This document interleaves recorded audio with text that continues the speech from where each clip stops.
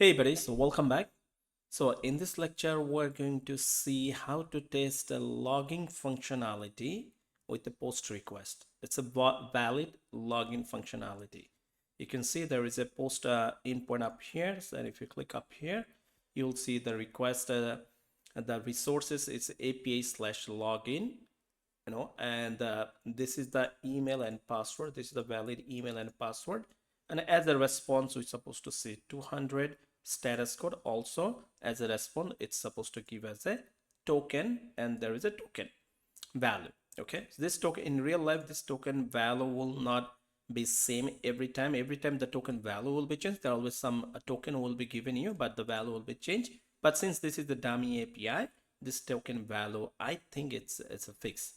So we can do a validation, a status code. We can do validation that from the response body there is a string is called, it's the token, and even the value of the token, and the token type is string. You can see, so those kind of validation we can do, and this is for valid login test, okay, using Postman. And you will get this all this data also in our document.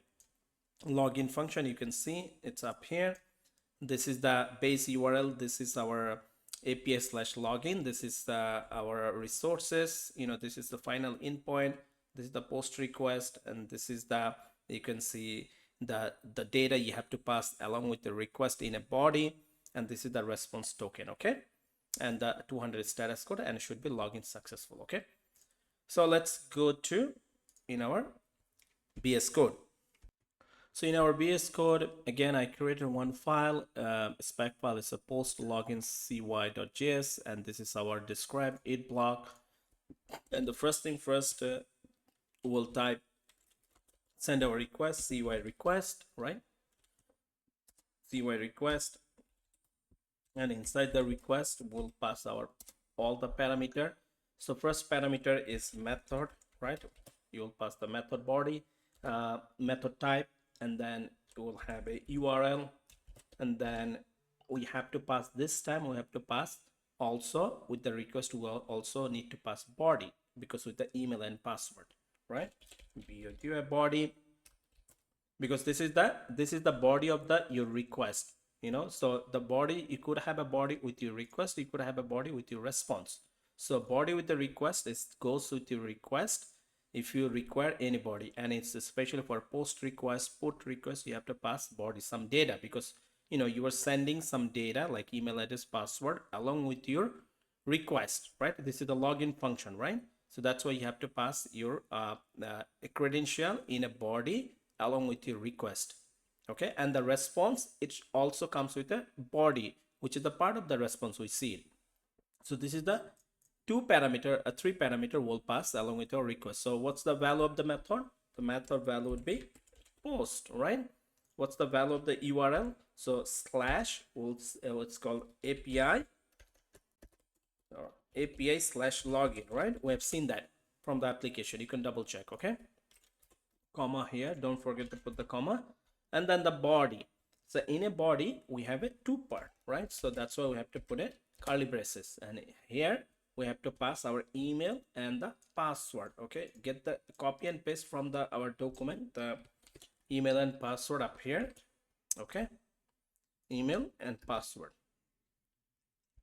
So that's the three argument we're passing along with our request, and apart from there, this is the request, and then we'll pass our dot then part, right? Then, and again, the rest of the part, it's same, like response, you put response, the variable, and then it should be in a function, right? So it should be in a function. This is our function, right? And this should be here, right? This is your body of the then function. So first thing first, what are you gonna do? We'll do like well, we can assert status code, right? Assert status code. So what would be the code? So we'll say expect from where? From the response. So where is the response? Copy this variable response, response status, right? We all know status. It should be 2.equal, and what would be the value of the equal? We're expecting the status should be 200, right? This is what we can see up here. Again, you can validate it. This is the request, and we're expecting response 200. And also the body response should be, will have a token with a token value like this, right? So let's go here. We can do some more validation. We can add assert. You can put, let's put this. So I'm just to save our time. Here is the assert token. So we can do a validation with the token in our response body. We can say expect response body to have a property token, and the token it's to be a string type, right? So this token comes with as a string format. You can do validation this one, and expect response body token to equal, this is the value of the token. But in real life, this token value was not going to be the same every time. So, but in this is a fake API, so this is I think it's the same, so that's why I'm putting up here. So it's all up to you, how many assertion you want to put in your test case, right? And that should be good. Make sure to save it. Let's go up here, our test runner, post login.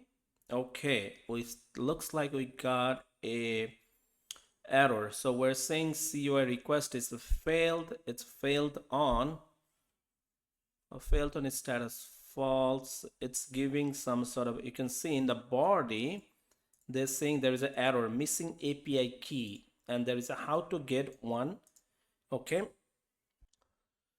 so it means, okay, they're missing, there is an API key, and to get the API, it means when you send your request along with your username password in a body, we should give a API, okay, API and the API value, because in real life, even you will see this is the part of the authentication, like you are the right person, you have access to this this API. So you might give it some API or when you send your request. So here this API, the API you are using for a test purpose, they need also one API, and they are giving how to get one. They give you this URL. So if you just copy this URL, let's go and up here, and here this is the URL, and here if you come, they are giving you the free API key, and this is the API. This is header to your API request. Okay, so with your request in a header form, you have to give a API. This is the API name,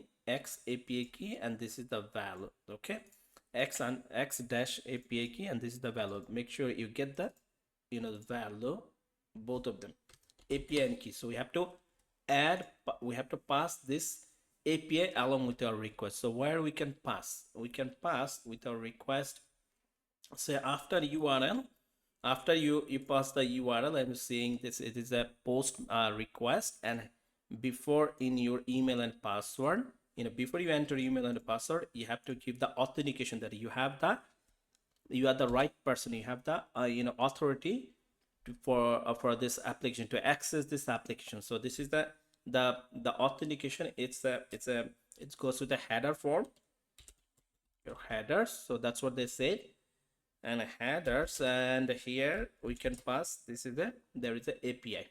Okay, API and value. So what's the API? API is X. If you see up there in the document, there's a called X dash API dash I believe it's a key, and the value should be like this. It should be, this is the value. Okay, I believe this is the one, comma here. Okay, so this is the headers. The API key should go with the header, okay, along with the request, and this is the key API name, and this is the value, and then your body with your data, your test data, like your authentication, email and password should be good. Now let's go. Here we go.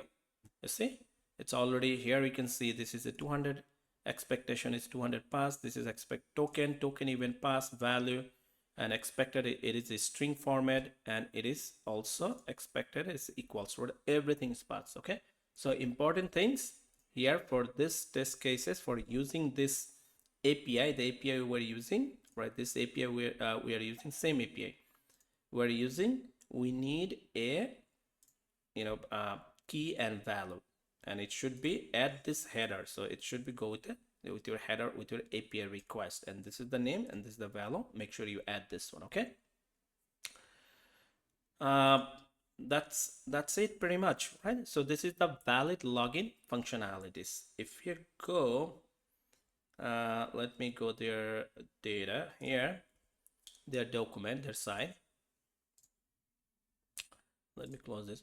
And there is a one tax for you. So they have another API for unsuccessful login or invalid login. So if you click up there, the API, the resource is the same, endpoint is the same. All you have to pass in a body instead of password. So you just pass the email, but there will be no password. So if you don't put any password, your response should be 400. So your validation should be 400, and also you're also in a response body you're supposed to get an error, and you're supposed to say they get a message as like missing password. So you can do a validation with this. Okay, with your status code. I hope that you were able to do it. It's very simple. Okay, I will see you in the next lecture how to do it. It's simple. Okay, bye.